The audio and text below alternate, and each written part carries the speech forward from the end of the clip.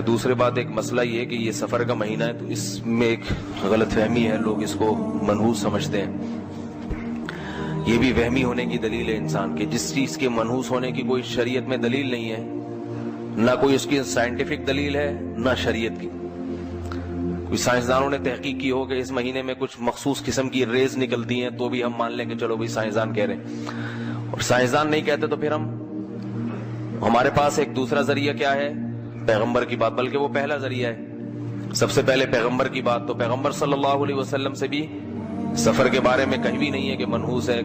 اسلام میں نہ کوئی دن منحوس نہ کوئی مہینہ منحوس، برکت والے دن تو ہیں جن میں اضافی برکتیں ہیں، نحوست کسی دن میں نہیں ہے۔ تو اس لیے اس مہینے کو منحوس سمجھنا یہ بدعت ہے، غلط ہے۔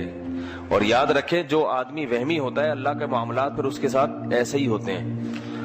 تو اس لیے ایک دفعہ ہمت کریں کہ اس مہینے کو منحوس سمجھنا چھوڑ دیں۔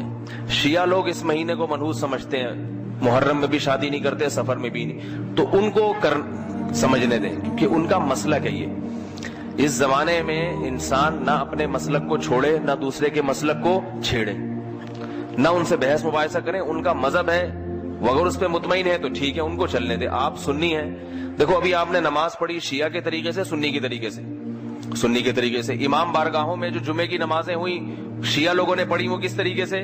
شیعہ والے طریقے سے۔ تو آپ نے کوئی جا کے ان کو پریشان کیا کہ یہ تم کیوں کر رہے ہو؟ وہ اس لیے کہ بھائی وہ ان کا مسلک ہے، ایسے ہی کر لیتے۔ آپ کا مذہب جیسے تھا آپ نے ایسے پڑھ لی، تو صرف نماز میں نہیں باقی چیزوں میں بھی ہونا چاہیے۔ ان کا مذہب ہے محرم اور سفر کے مہینے کو منحوس سمجھتے ہیں، اس میں شادی نہیں کرتے، سنی مذہب نہیں ہے یہ۔ تو آپ ایک مذہب کو فالو کریں نا۔ اور یہ بھی یاد رکھیں کہ جس چیز کے منحوس ہونے کی دلیل نہیں ہے تو اس میں پھر ایسا کام کرنا چاہیے تاکہ آپ کے عقیدے کی اصلاح ہو۔ دیکھو بنی اسرائیل کو اللہ نے گائے ذبح کرنے کا حکم دیا ہے، کوئی اور جانور بھی تو کہہ سکتے تھے ذبح کرو۔ اس کی حکمت بعض علماء نے بیان کی ہے کہ جیسے ہندوؤں میں گائے کو ماتا سمجھا جاتا ہے نا، تو یہ بہت پرانا ہے، گائے کی عبادت قدیم زمانے سے ہوتی آ رہی ہے۔ تو بنی اسرائیل میں بھی یہ شرک آہستہ آہستہ آنے لگا تھا، گائے کو مقدس سمجھنا۔ اس لیے اللہ نے حکم دیا کہ صرف اتنا کافی نہیں ہے کہ گائے کو جو ہے معبود سمجھنا چھوڑ دو، اتنا کافی نہیں ہے۔ بنی اسرائیل تو حضرت موسیٰ پر ایمان لائے تھے نا، تو وہ گائے کو تھوڑی خدا سمجھتے تھے، لیکن اللہ نے کہا اتنا نہیں، اس کو اپنے ہاتھ سے گلا کاٹو، گائے کا ذبح کرو، کیونکہ جس کے دل میں ذرا سا بھی وہم ہوگا نا وہ گلا کم از کم نہیں کاٹے گا، کہیں ایسا نہ ہو گائے ماتا بددعا دے اور میرے سارا ہی بیڑا غرق ہو جائے۔ تو اللہ نے کیا کہا؟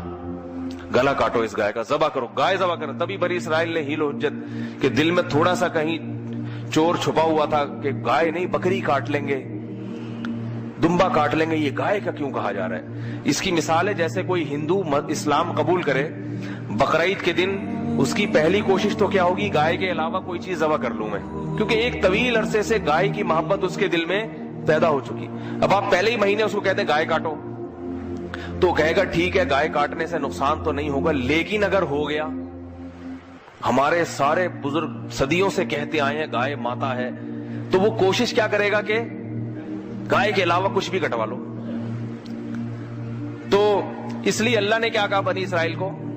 گائے کاٹنی پڑے گی، بکری نہیں، دمبا نہیں، اونٹ نہیں، گائے کاٹو۔ تو بنی اسرائیل اسی چکر میں تھے کہ گائے کے علاوہ کچھ اور ہو جائے، تب یہ سوالات کیسی گائے ہونی چاہیے، اللہ نے کٹوائی۔ تو یہ جب تک دماغ سے انسان کے فاسد عقیدہ نہیں نکلتا، جب تک کہ اس کے علاج خود نہیں کرتا۔ تو محرم اور سفر میں شادیاں کیا کریں، تقریبات محرم سفر میں رکھا کریں، اس سے آپ کے دماغ میں یہ جو خناس بھرا ہوا ہے نا کہ یہ منحوس ہے، یہ دماغ سے نکل جائے گا۔ باقی کسی دوسرے کے مذہب کو چھیڑنے کی ضرورت نہیں ہے۔ دفتر میں کوئی شیعہ ہے، اس سے جا کے بحث شروع کر دی کہ تم اپنے دماغ سے یہ خناس نکل، اس کے لیے خناس نہیں ہے، یہ اس کا مذہب ہے، اس کو اس پہ چلنے دیں۔ سمجھ آ رہی ہے بات؟ اس نے اگر چھوڑنا ہوگا تو پورا شیعہ مذہب چھوڑ کے ادھر آئے گا، نہیں چھوڑنا ہوگا تو ایسا نہیں ہوتا کہ کوئی آدھی چیز چھوڑ دے آدھا ویسے ہی رہے، ایسا نہیں ہوتا۔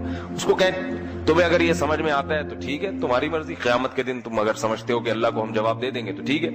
تو یہ میں بار بار بتاتا ہوں، یہ جو دور چل رہا ہے یہ اختلاف اور فتنوں کا دور ہے، اس میں کسی کو چھیڑ چھاڑ کی کوشش، کیونکہ تھوڑا سا چھیڑیں گے نا وہ بہت چھڑ جاتا ہے پھر آدمی۔